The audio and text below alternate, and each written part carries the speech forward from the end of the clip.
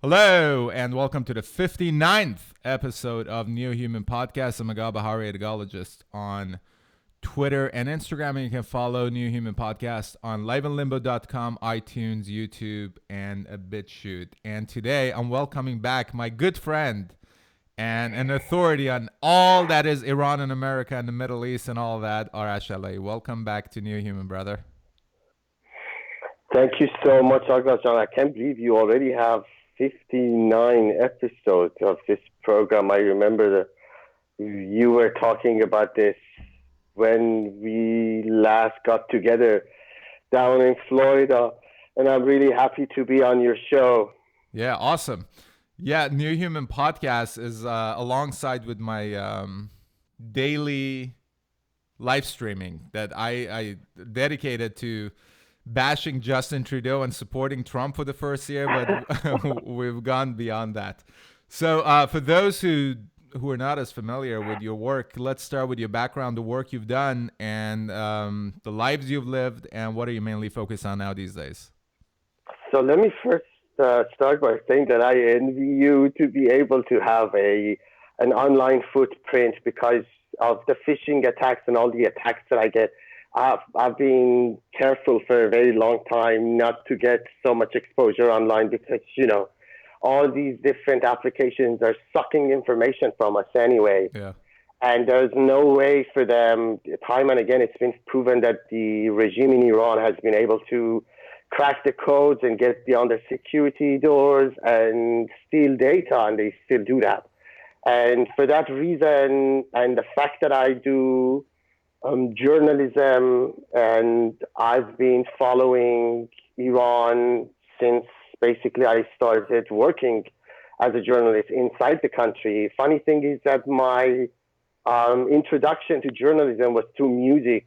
So I had a band in Iran, a rock band in Iran, and at the time, President Khatami was just elected. And I remember that there was a hype in Iran society. Everyone thought that there's going to be a rapprochement with the United States of America and things are going to open up. And then companies started coming into Iran. And then I had a band at that time. And for the first time since the revolution, we covered a few Western bands. When I say few, it was Pink Floyd, it was Eagles. We played Dire Straits. And I was the first singer, the vocalist since the Islamic Revolution to go on stage and sing in English. And ABC, America was in Tehran for the parliamentary election at the time. And they were covering the parliamentary election, 6 parliamentary elections that led to the so-called reformist taking over the parliament or majlis or whatever it's called. But then we got in touch with them, and they were so interested in the story. And as a matter of fact, I had a concert in Surah University, which was next to Ayatollah Khamenei's bait, his house in the city center in Tehran.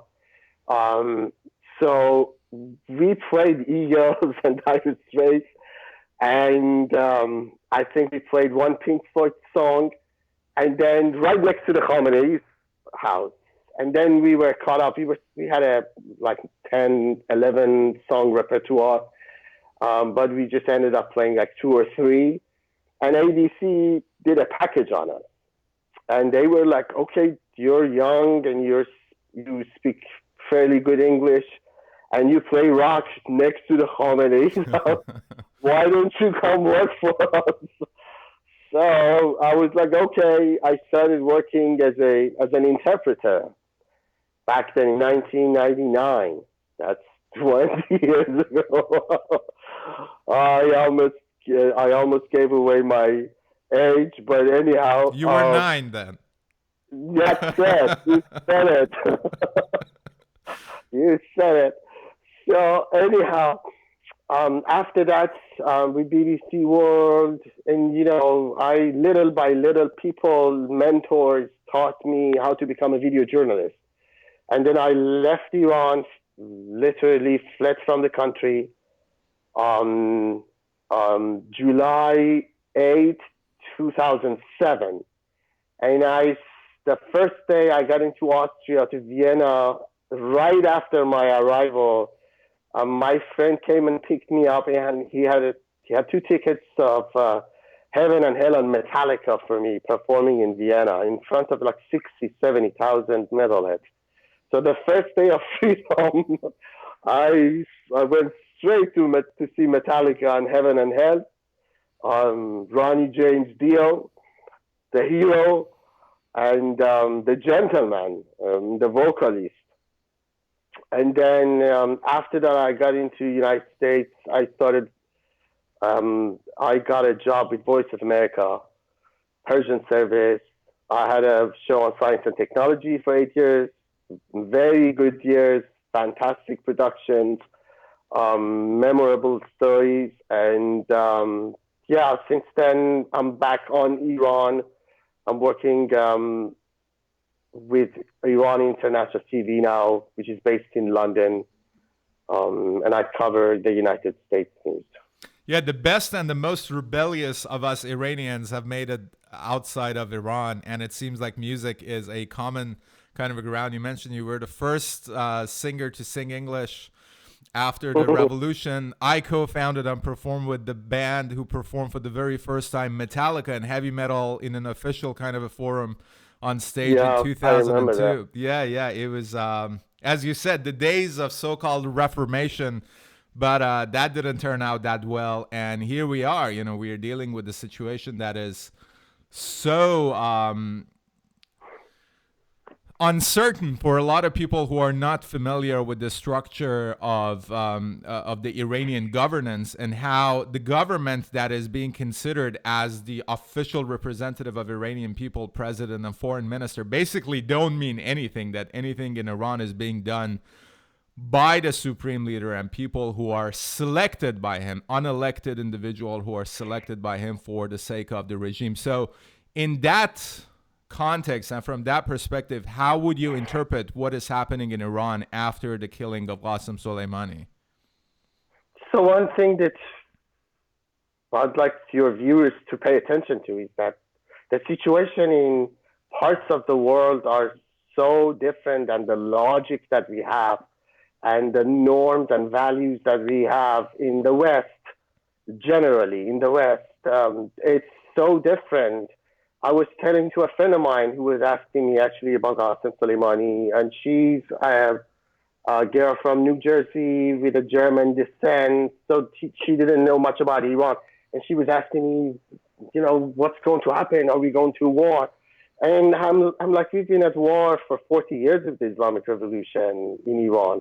The Islamic Revolution, living in that country, so many different atrocities and repressions become a normality, and your human values become so inhumane and shockingly very normal. Very soon, you walk on the streets of Tehran, and it is normal to see that a morality police just jumps out of their SUVs and start beating women because they were showing a little bit of hair, or they were playing basketball on the streets, or they ride bicycles. Yeah, they're just walking, holding hands.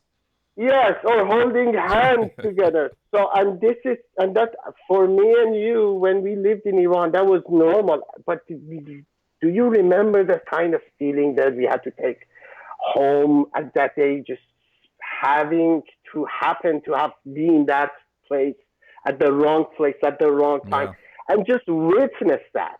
And then all these different atrocities, aggressions, friction between different parts of the government and different parts of the regime.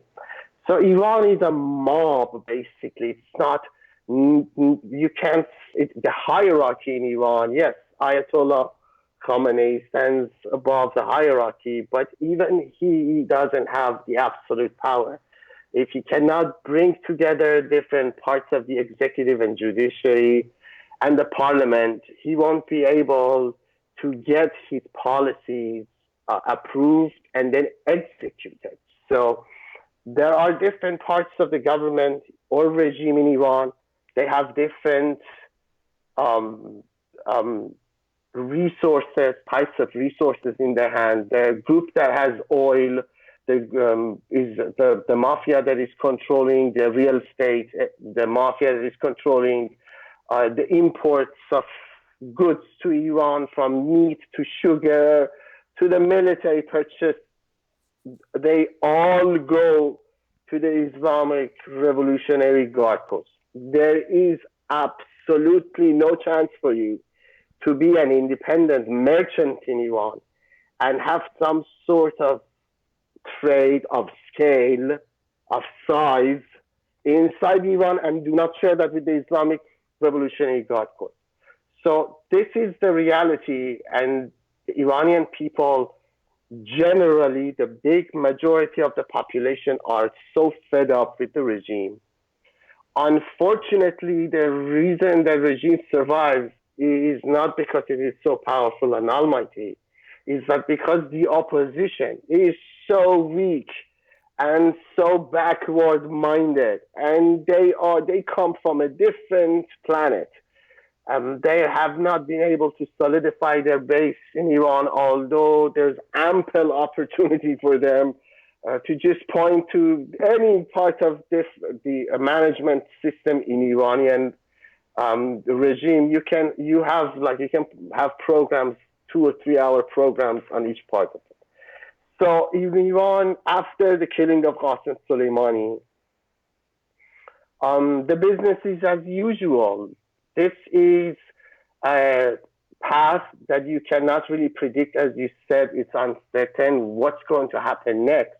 But we can take a look back and see what happened so far. And if we take that route, then I'll be happy to discuss it with you. Yeah, one thing about the supreme leader and the rest of the country, I think it's important for people to realize that presidents can be voted for, and people go and vote, and some people get really excited every election that, oh, this person is less bad than the alternative that is supported by supreme leader. So a lot of voting that is done by people are against the choice of the supreme leader. But at the end of the day, the nominees, including former presidents in Iran who are not aligned with the interests of the supreme leader, can be completely taken away from the process. Same happened with Ahmadinejad, who couldn't run again. Supreme Leader Khamenei told him not to run. And the same thing happened with Khatami, who's the leader of the reformists. So it is a mob, definitely. It's a mob that is engaged in inner power struggle with itself. But as you said, and I mentioned it actually earlier today in my live stream, that Iranian flaw is that the teamwork is non-existent in the Iranian culture. You know, everybody wants to be the boss, and maybe that's one of the reasons that there hasn't been really any reliable kind of an alternative being formed outside of Iran against the Islamic Republic. But with respect to Qasem Soleimani, what we know now is that Iran supposedly retaliated by firing those missiles. Some people are saying that they announced it to the Iraqi government and therefore the U.S. government beforehand, so they can just save face. And now we hear with this Ukrainian plane that Iranians supposedly have shut down by accident. What do you think about that? So I think the terminology really matters. And when we say you and I, we've been living in the States and we've been taken away by the mainstream media and their language. But unfortunately, if you look at the political map of the world, there's no country called Iran on that map. Since 1979, Iran has ceased to exist. And what we know in that region is called the Islamic Republic of Iran. Right. And there is a big difference between the Islamic Republic and Iran. We know that the Iranian military did not shoot those missiles into American bases in Iraq. It comes from the Islamic Revolutionary Guard Corps. And that is the wing which is equivalent to the equivalent of SR and SS during Nazi Germany. Right. which was the youth, the youth for Hitler, and then they turned into this militia group who would go around and arrest people and burn libraries and set homes on fire and arrest minorities, Jewish, even the people who were atheists or agnostic. They went after modern art. They went after a lot of things. And when you compare that to the Iranian militia Basij and their subsequent basically ruling class of the Islamic Revolutionary Guard Corps, you see that it is the brainchild of the Islamic Revolution in Iran since 1979, because the inception of that group started right before the Iran-Iraq War, and there has been numerous reports. It's been reported many times and documented the many times that the Iranian military and the Islamic Revolutionary Guard Corps, even during the Iraq-Iran war, started leaking information about each other to Iraqis or shooting each other from behind. So it is to the apparatus inside the regime, it is very obvious that it's a very large force, and it is pretty much uncontrollable. You cannot control all the mobs. You can find the heads of the mob and then give parts of them the money so that they flush it down to their cronies and then get job done. And basically that is how it works in Iran. If in the regime right now in Iran relies on the Islamic Revolutionary Guard Corps. If the United States wants to drive a wedge between the Iranian people and the regime, I think the path that Trump has chosen has wisely been discussed and planned for a very long time. When it comes to war and national security, I personally do not believe whatever the governments just give us the information. It's not necessarily that they're lying, but they show you parts of the truth, and then they can distract you. And the fact is that we know that their intelligence that American got, we don't know where it comes from. They're not revealing who they got that intelligence from. And there's ample evidence that in Iran, during the past 2 or 3 years, through judiciary, through the executive, Ahmadinejad and his team, Qasem Soleimani's corruption and his network and how much money he basically schemes off from the supreme leader was very obvious in Iran. He published and leaked many documents, Ahmadinejad did, about Qasem Soleimani, and his team did. So the rumor inside the country from my sources, from inside the Islamic Republic apparatus, is that the Iranians, somewhere from the Iranian regime, somewhere, they've leaked the information to Americans, what the plan is going to be. This guy is going to go and plan attacks on U.S. Embassy or what have you. And then the location, his travel plan, everything has been leaked to Americans. And remember, we trained Iranian Imperial Army for decades before the Islamic Revolution. The Shah of Iran was not our only asset in that country.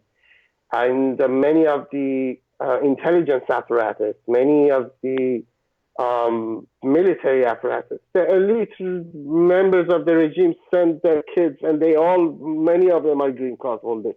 They send their kids to school here. That woman, Masoum Eftekar, who took American diplomats hostage for 444 days, she sent her son to United States to get education. And then she comes on CNN and talks about what's happening and the Iranian position. I mean, this is only, here's the thing about American media, mainstream media, is that it's, I come from the Islamic Republic of Iran. I was born and raised there. The name of the country is religious. The Islamic Republic of Iran. I cannot believe how much religious the United States is. The United States is, if it's not more religious, it's as religious as Iran. And when I say religion, what is religion? Religion is the choice between good and evil, right? So if you're not this, you're this. Or if you're not this, then you're this. And then in America, you have all these binary choices. If you either a Democrat or a Republican, either you're a feminist or anti-feminist. Like all these different attributions and characteristics that are binary and does not recognize the range of diversity among the ideas in people, does not recognize that at all. It's just binary choices. And for parts of the media, well, for mainstream media, news and truth doesn't matter. What matters is making money. They're there to make money. Their sole purpose is to make money. They have to report every dollar that they make to their shareholders. That's how it works. So for them, it is a circus. It's just they have an audience who want to be fed certain types of so called news. They don't want to hear the truth. If you tell them the truth, they're going to put their hands on their ears and say, la, la, la, la, la. They're not going to listen to you. And then even with some of them, when you show them videos in Iran, women get beaten, people get lashed in public for real in streets of Tehran. You walk out and then you see people are getting lashed because they have had 2 beers. Like, do you stand for this? Do you stand for people getting lashed for drinking alcohol in their home? Well, then after that, when you show them that kind of document, people in this country are generally lighthearted, and they're good people. They're good people. They've been fed too much propaganda. When you show them, they mostly say, wow, I had no idea, or, oh, this, I mean, after absolutely will be shocked.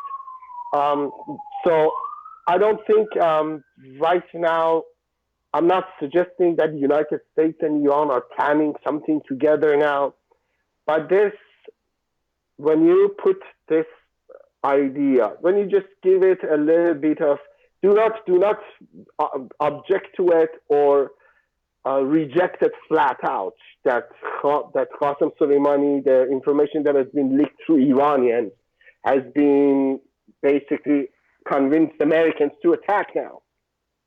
If you just don't reject it and think about it, then the response from the Iranian regime makes a lot of sense.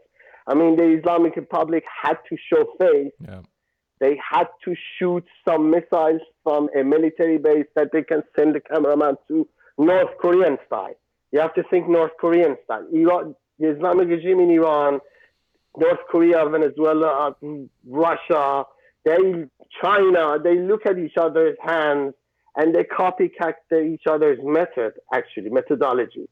And this is a face-saving move by the regime in Iran. They have even called Iraqis and let them know an hour ahead that we are attacking. Well, of course, Iraqis are going to share that with Americans. Had it been that Iranians haven't been in touch with Americans before, they notified the Iraqis. So everyone would dodge, and then they would hit a few spots. And according to many strategies, this is the first time that any U.S. base has been attacked by a missile since World War II. So they have something to achieve here. We hit Americans and there's no response, so we're powerful. And here's the video. Initially, they said 80 U.S. soldiers have been killed. Yeah. I mean, this is it. They control the whole country. They shut down the internet. This is a country that is being run 1981 style. 84. So, they said that 80 Americans died and their bodies were immediately taken away by helicopters. Yeah. So nothing to see. It's ridiculous. What do you think happened with this plane that they shut down? Supposedly, Iran accidentally shut down 60 plus Canadians. That's another evidence of the incompetence in the regime in Iran. I mean, if you take the Iranian regime as any serious threat, This is a country that has been producing a car for 30 years called Kia. It's called, they literally call it pride. Yeah. Experts call it death on four wheels. Then at some point, the car was so faulty that if you had an accident, a minor accident, the airbags would explode so bad that the airbags would kill you. So if you hit like a pedestrian, or if you had it been that you hit the wall with like 20 miles per hour, there was a chance that the airbags would kill you. And they call that car Pride. They literally call that car Pride. So that is the extent of capability for the regime in Iran to produce anything that is in the standards, in the world standards, to be able to compete anywhere in the world. The regime in Iran is incompetent. It is fragmented. It absolutely mismanages the resources. The resources would never depend on the basically on the product that they're supposed to go after. There's always mismanagement. They have to pay a lot of money to certain people to facilitate the transfer of money from different banks. So it is a country that is corrupt and incompetent. Yeah. Shooting down that plane is yet another chapter in the regime's incompetency. Any other country, had it been that it happened anywhere in the world, and I'm not saying in Europe and the West, in Africa, in parts of like Southeast Asia, had it been that, like, I don't know, in Indonesia, if they shut down their own plane, they would put the chief of joint staff on trial. They would put the generals, and they would put the people who were involved on a trial and hold them accountable. In Iran, nobody even is taking responsibility. There's no resignation or anything. The aviation chief in Iran yesterday completely dismissed the possibility of that airplane being shot down by an Iranian missile. But at the same time, when you look at the aviation industry in Iran, most of their planes are old. Most of their planes are Russian. This was a new 737 Boeing. It was built in 2016.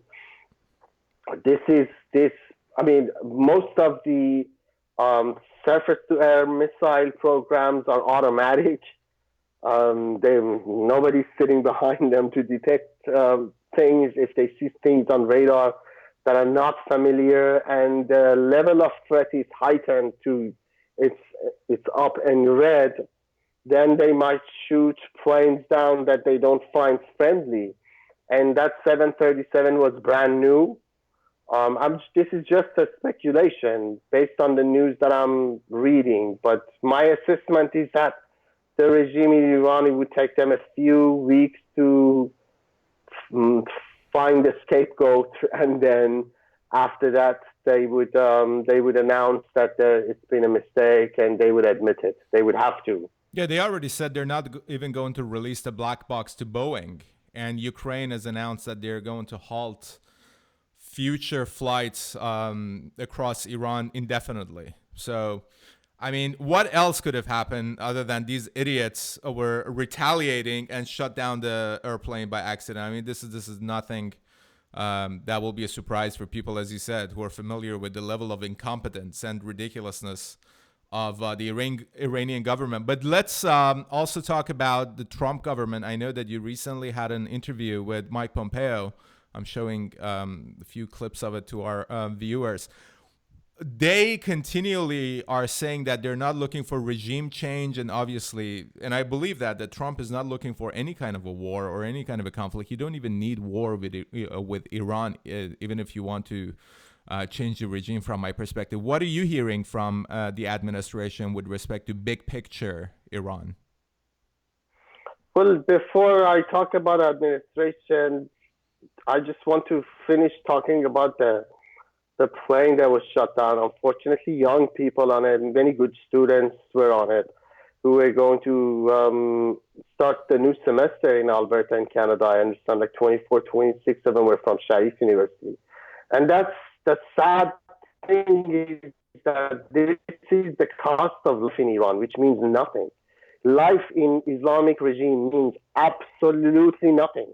Actually, they say this life is facilitating your afterlife. Yeah. So do, and everything that you have to do is connected to death inside Iran. You have to embrace death. And unfortunately, it is becoming a part of the culture now. The culture of death, all these different sects. We see growth of superstitious in Iran to a level that we used to read in history books about Qajar era. People spend big amounts of money on superstition, hiring people to read tea leaves for them. And it is the amount of inhumanity that is happening in the regime, and the society is being stripped away from all the good characteristics and values that it gained throughout the 19th century, the beginning of 19th century, the Pahlavi era. All of that is stripped away.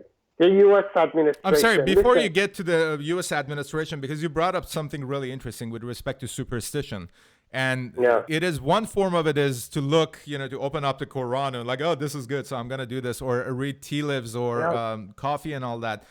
Another form of it is Iranians who are living in Canada and United States and Western Europe using, for example, Qasem Soleimani or Javad Zarif, the foreign minister, as some kind of national heroes, as if supporting these people will bring some kind of a bright future for the Iranians.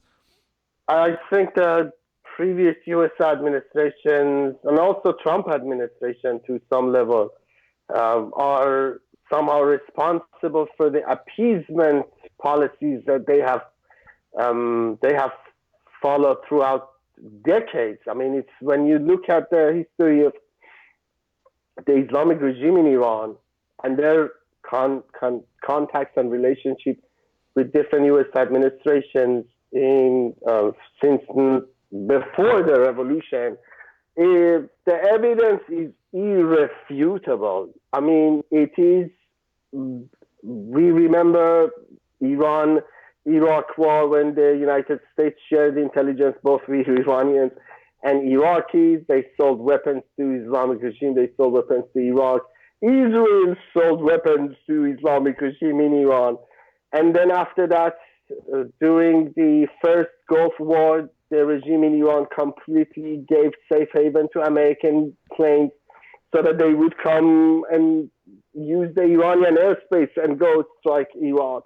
And then we witnessed the 2001 Afghanistan war, where Iranians gave the U.S. administration the exact points where they had to bombard, and they gave them the plan. This is according to multiple U.S. sources, multiple Iranian sources. Actually, Frontline did a story on that. People, your viewers, they might want to look up Frontline story about the war in Afghanistan and how the regime in Iran helped the U.S. administration take Afghanistan in 30 days.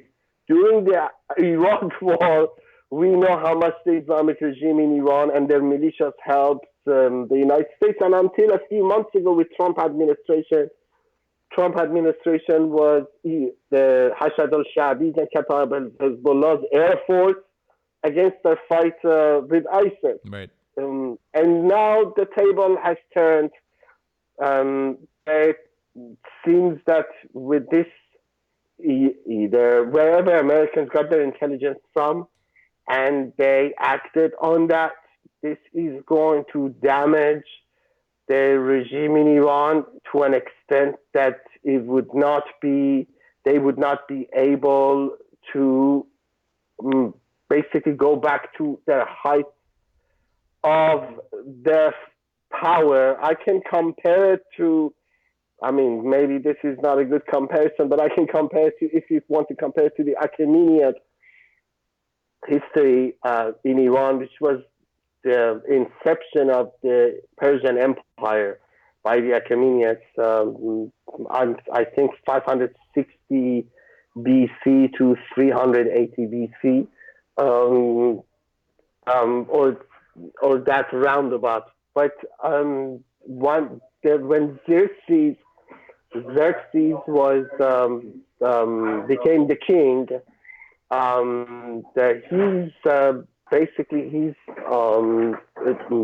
when he became the king, he attacked Greece. He had to attack Greece, and then he lost the second battle in that famous battle with the navy.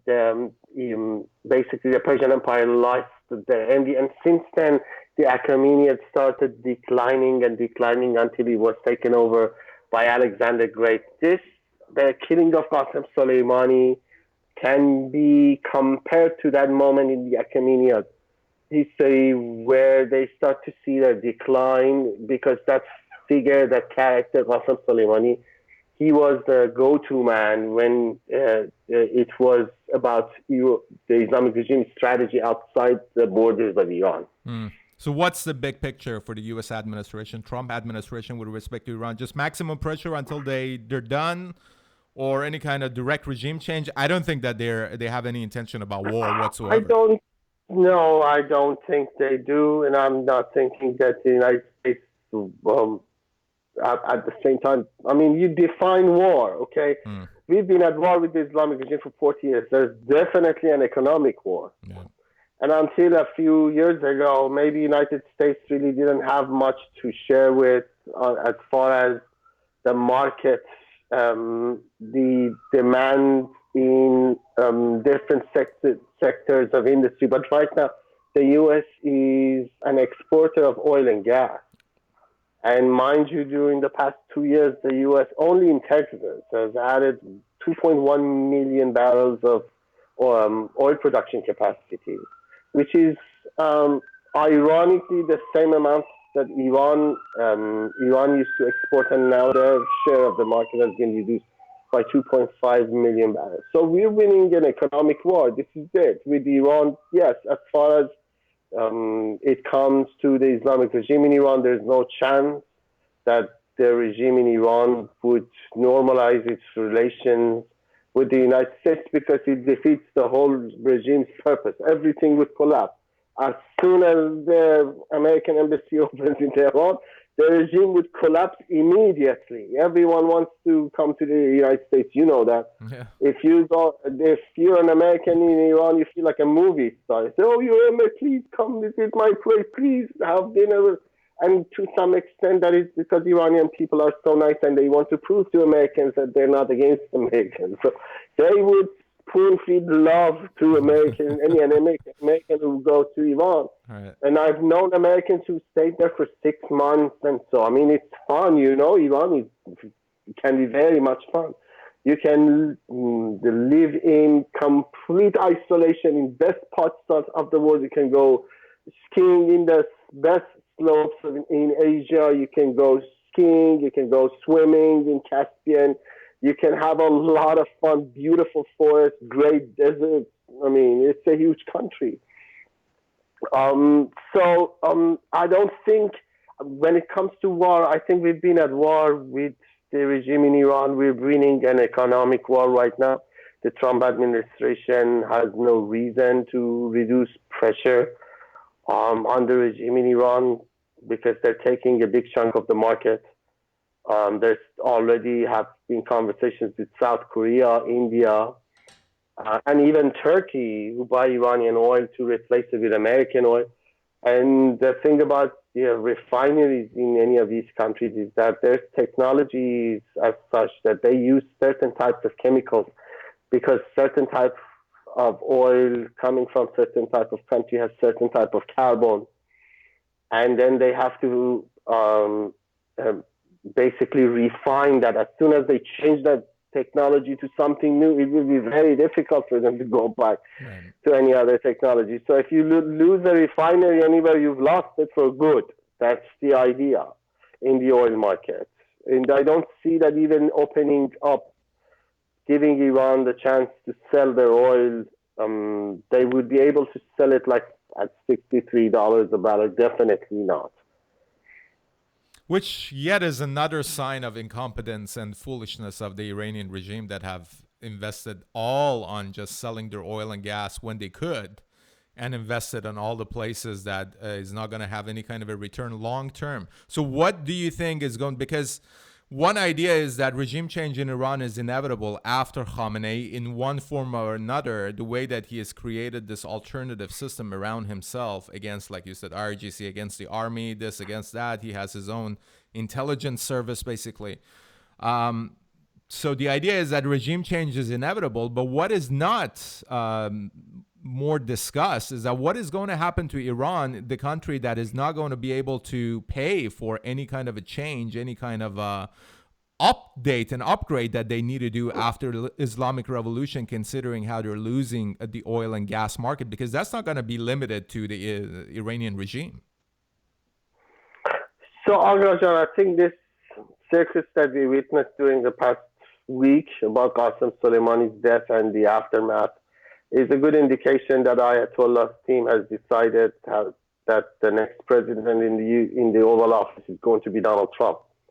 And they've already, with this signaling and, basically they send signals to each other. They talk to each other through, we know that they talk to each other through Swiss Embassy in Tehran. And the Swiss Embassy delivered messages both ways during the past 2 weeks or so with Iranians. So I think the bargain has already started between the Ayatollah and the Trump administration. If Ayatollah is smart, within the next few months, he would either send his top negotiator or he would agree to meet with Trump himself. That would be unprecedented.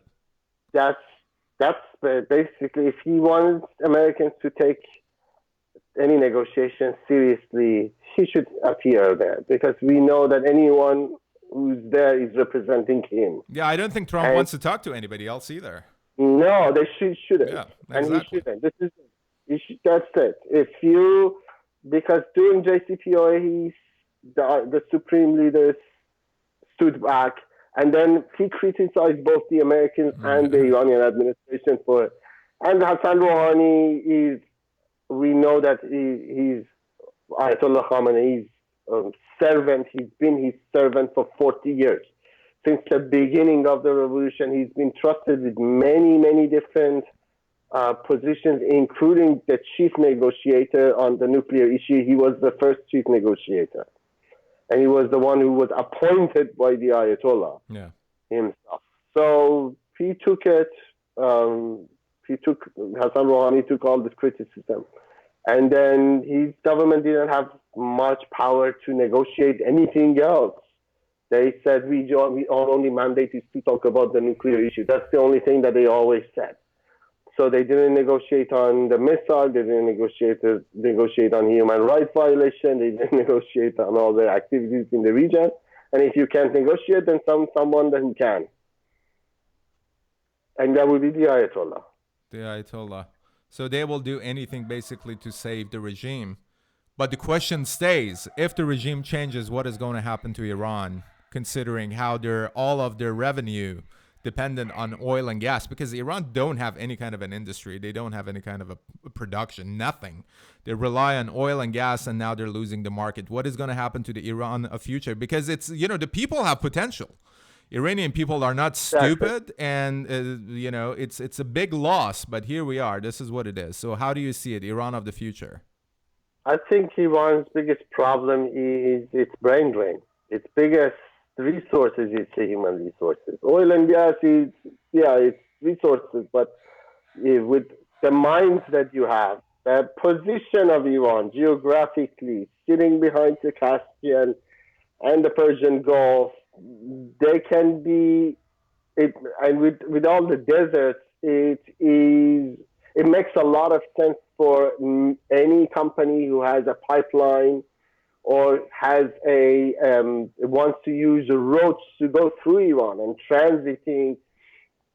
If the Islamic regime is wiped out of that country, we know Iran has a lot of tourist value. They have great food industry. Food industry in Iran is absolutely diverse.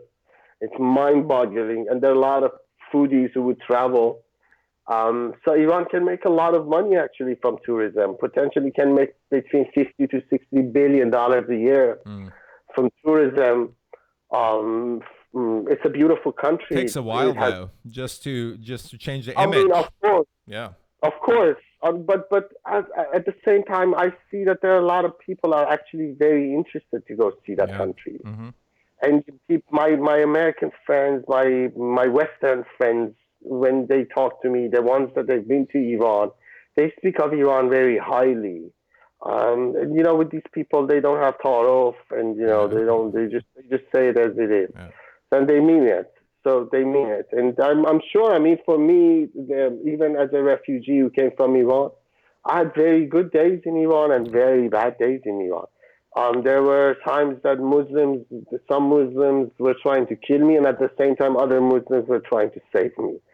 So it was very complicated and it was very strange. And sometimes I look back and um, it just hits me that all that story made me into this mold that I am right now, and gave me perspective. As a religious minority, I was not allowed to even attend the concours, the examination that decides who goes to what university. Well, because you were a Baha'i.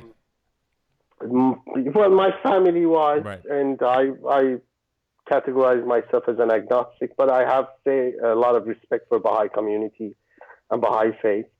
But again, I wasn't allowed to go to university. I felt so bad, and I felt like a loser. All my friends were going to Sharif University, Shahid Besh University, Isfahan University, Polytechnic University, good universities, and I wasn't going anywhere. But then this being on the streets and learning the wisdom from the streets, especially from Tehran Bazaar, from Jumhuri, and then all the way up to Elahiya, the market, the realization. I mean, people, what they don't understand is that how capitalistic Iran is. Capitalism is not an American ideology, nor is it a modern ideology. It's been around for thousands of years. That's how the Chinese empire, basically from different small countries, turned into an empire by trade. That's how the Achaemenid Empire was basically survived. How much they had satraps in each state, and they had their own federal system, and then they had roads that they would trade with. The roads that they had built 2,500 years ago, 6,600 miles of 4 lanes of road, going from all the way from Sosa to somewhere in Turkey, which was called Sard at the moment, but it's near Istanbul. So they had a network of like 6,600 miles of road, 4 lanes. The first 2 lanes were on the right, would have the right of the road, and then the second 2 lanes are basically against that the direction. So all these different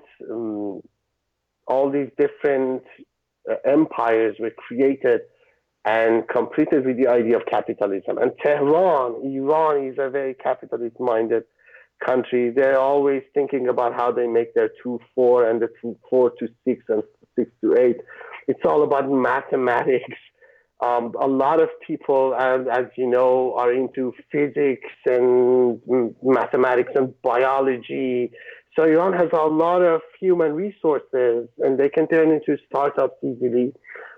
They're actually very internet savvy. They're surprisingly, the internet penetration rate in Iran is higher than any other country, including Israel in that region.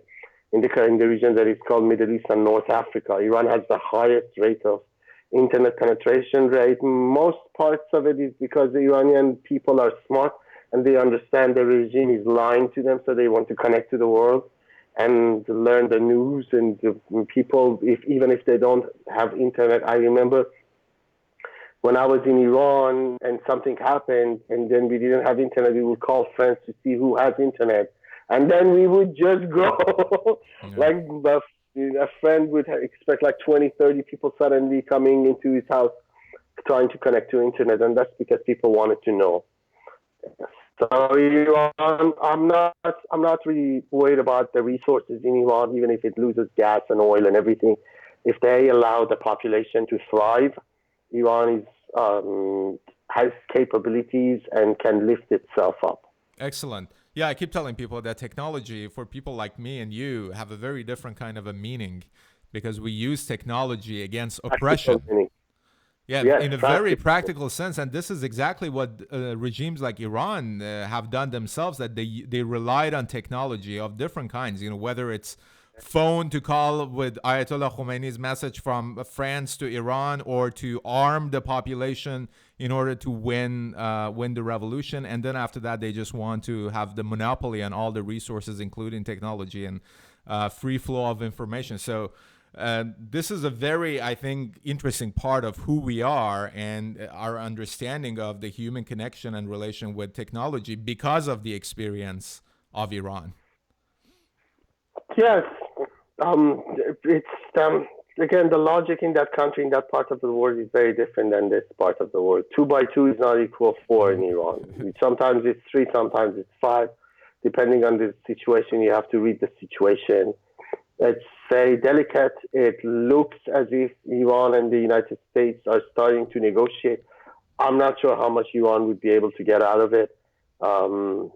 Trump would be willing to sit down with preconditions, but Trump would want that photo op with the Ayatollah. This is something that no other American president has had ever. It's unthinkable. This would be the first unthinkable. Absolutely. That is unthinkable, and if he can get it, then that's enough for him. He doesn't need to go for anything more than that. Actually, the Islamic regime in Iran is the best enemy money can buy for the United States. That's a fact. That's an understatement. Right. For the past 40 years, it's been the Lulu in the region. Everybody was afraid of the big bad wolf in the region. Iran has been a superpower in the region because the United States allowed it to be a superpower in the region in the first place.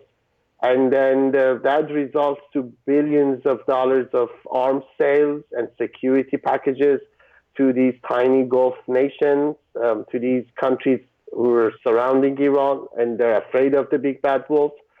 I know for a fact that delegations from these tiny countries like Bahrain or Qatar or the UAE or what have you, come to the White House and beg American administration to protect them against the Islamic regime in Iran. Literally begs them. I have heard people from Saudi Arabia telling American administration, please tell us what to do. That's like as more obvious as it can get, because they don't know how to deal with Iran. And U.S. sells weapons, France sells weapons, Russia sells weapons, China sells weapons. Everyone's happy. The oil for weapons program that has been going on in that region for 75 years is being continued in a much more profitable way right now for American industries, for European industries, and I don't see this would change, at least in the near future, because it's a lucrative opportunity. As long as Saudi Arabia and the Islamic regime in Iran have money, the Western countries would be happy to exchange that with weapons and send those weapons to the region. And with the balkanization of the region right now, it is very obvious that it's been a mini World War III happening for quite some time now. If you read the World War II history, World War II, people say, officially kicked off in 1939, but for 8-9 years before that, Japan was attacking everywhere in the Southeast Asia. They attacked China, and they attacked the Dutch colonies, and they attacked French colonies, and they attacked British colonies. And it developed and developed until it turned into a big tumor in that Pacific region. And then I can compare the regime in Iran to Japan, because if you read again bigger chunk of the history, during the past 500 years, Japan was the first Asian country to be able to defeat a European modern army. They defeated the Russians in 1902 and 1903 wars. There was a naval war, and then Japan claimed a bunch of territory and islands that they still dispute that with the Russians. So Japan was the first country to defeat any European nation. Europeans used to come and they owned the whole Asia. The British, the French, the Dutch, the Portuguese, the Belgians, they owned the whole region. And then everyone in Japan said that attacking the United States would be a big mistake. The biggest friend that Japan imperial nation has is with the United States. And remember, at the time, the Japanese emperor, was the head of their religion, the Shinto. So that he was basically the idea for Shinto, which has so many similarities with Shiite Islam now, in terms of putting this afterworld for people, and then there's the subjects. They have people, everyone has to work for the God and the Son and the Emperor. And the Emperor is basically it's God, Emperor, and then the Son. We have to remember that the Japanese Emperor at the time was the absolute power. Everyone said that it would be irrational for them to attack the United States. And the United States sanctioned Japan to a point that Japan attacked Pearl Harbor. And I can see that day happening for the regime in Iran. They would, if you push the cat into a corner, the cat is at some point is going to jump on your face and scratch you, put a mark on you. Very true. I can see that. Yes, I can see that day happening. It depends how much Americans think they can pressure Iran. Interesting comparison. This is Japan before the end of World War II. That system is gone, yet the signs of it, the evidence of it still lives within North Korea. A lot of people think that North Korea follows the Chinese system, but no, North Korea is a continuation of Japanese imperial kind of target. I know you have to go in 2 minutes, so let me ask you the last question I ask all my guests. I already asked you once. I know that you forgot about it, which is good.